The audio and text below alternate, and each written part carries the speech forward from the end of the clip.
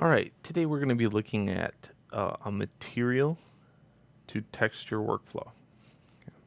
So here we have this part. Okay, this part is arbitrary. It just acts as a stand-in for any part that you might want to use with this. So please note that it's just kind of an arbitrary thing. It can be anything. It can be we'll put an imagination behind it. This is a sword pommel, okay? Think of it that way. Now, the sword pommel is going to be brass. Okay, well, what if you wanted to develop a material within Maya? Okay, so we're going to do that real quick. We're going to be using Hypershade for this. And in Mental Ray, we're going to use a material called MIA material. MIA material can be a lot of things. Click on it, go to the presets, and look at how many presets you have. What I want to do is make this into a copper 90% blend. And let's go a little bit less. Let's 50% blend. There we go. Okay, we're going to apply this to the model. And you're going to see that by rendering it, I get this. Okay. What we want to do is be able to take this and turn it into a texture. But the problem is all these spectral highlights. I mean, really, those spectral highlights need to go away because we rely heavily on the actual material being the spectral highlight. In a game engine, we don't have mental ray. So here's step one. Step one, we need a lot more lights within the scene. We're going to take a directional light and we're going to go into the top view, hit F to kind of center it. Command D to duplicate it, and we're going to duplicate it in every direction. We're making a white room.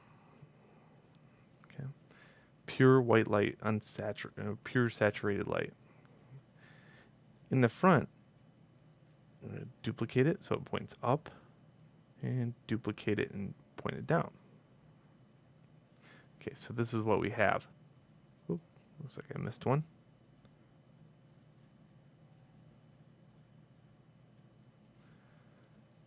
So there should be one pointing in every direction. If there is not, please stop and look at it to make sure they're pointing in every direction. It's very important. It looks like I'm missing one for the back end of this.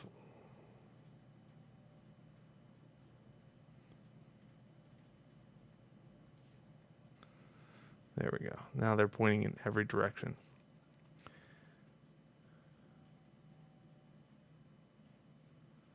There should be 6 of them also. So in Window Outliner, make sure you only have 6. 1, 2, 3, 4, 5, 6. It's a good way to kind of see if you doubled up one. If you doubled up one, it doubles up the power of it. So don't do that. All right. Now,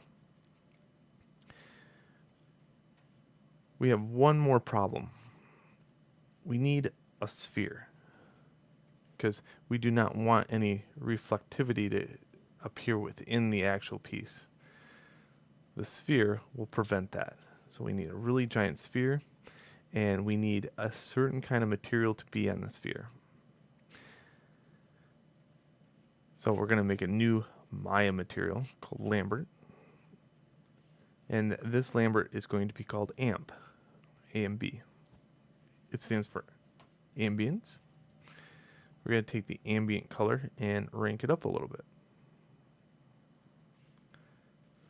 Okay, and then we're going to apply that to the sphere in the background.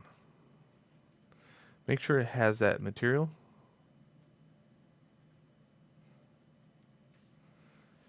And let's just give this a little render and see what happens.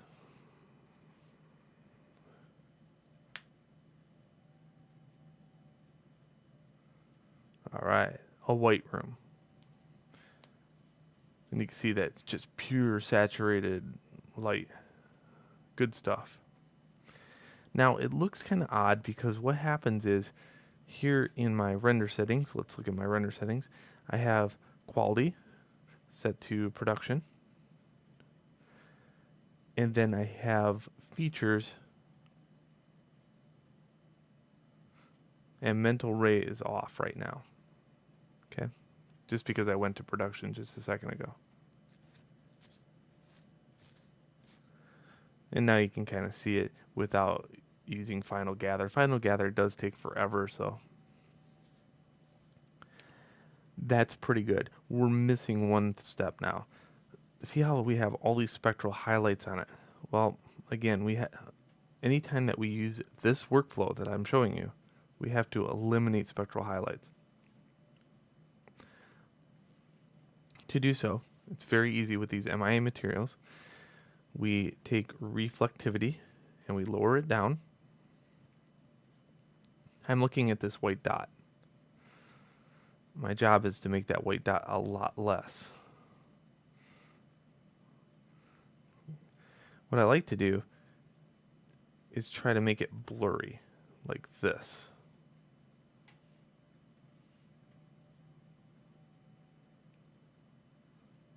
Now, you can see that we still have the look,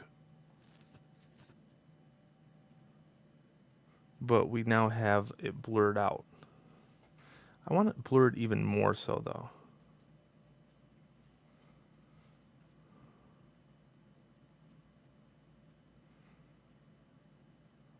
Just like that.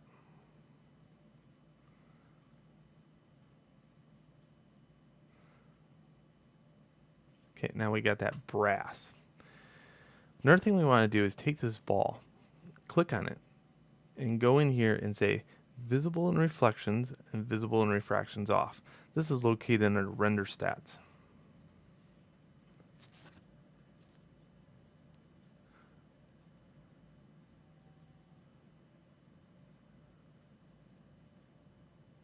Good. Now that we've kind of gone through and made this material with no spectral attributes, what would be kind of cool is the fact that we can turn this now into a texture. We're going to have to do UVs on the object, so in the next video I'm going to do UVs and then bake it out and show you what this looks like. And this workflow works for everything, so once you get this workflow down, you can quickly go in, make your part, make a material, bake it, bake shadows, add a texture, and voila, it looks awesome. So not to get ahead of ourselves, in the next video I'll show you the next step.